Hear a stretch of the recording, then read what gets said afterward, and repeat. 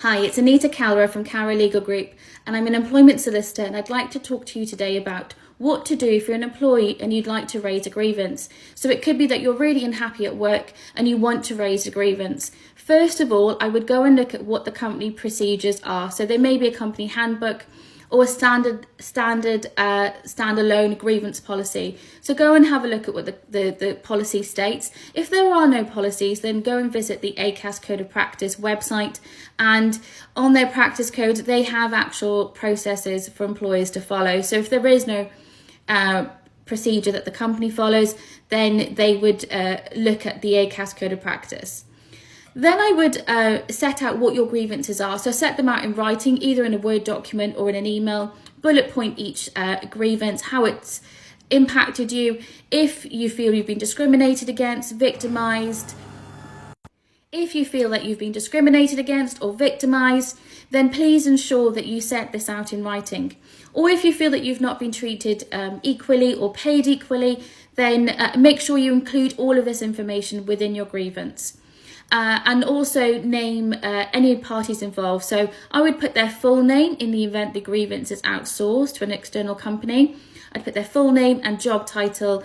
And if there's been any events, then make sure you put dates and location of where this happened, so that the chair of that meeting can go away and investigate it with as much detail as possible. I would then send this to HR or to your manager, or if it's a really small company, then send it to the owner of the company. So set out your grievances in writing, and then also I would really have a think about what you're trying to achieve and what your ideal outcome is, because you will be asked this during the investigation stage. So once you've sent in your grievance, what happens next?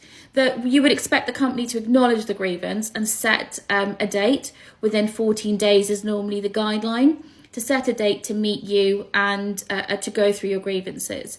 An appropriate chair is somebody that's not been involved in any of the complaints that you're raising. So if you're raising a grievance about your manager, that manager would not be an appropriate person to chair the grievance. They would need to go and find another manager in the company. If it's a really small company, they may decide to outsource it. Once the meeting has been allocated, then to prepare yourself, I would prepare some submissions in the event that you get emotional during the meeting. So to prepare your points in advance. If your grievance, the outcome is not favourable, then you do have an opportunity to also appeal it within a very strict time frame. I hope you found that useful. My name's Anita Calra from Calra Legal Group. Thank you.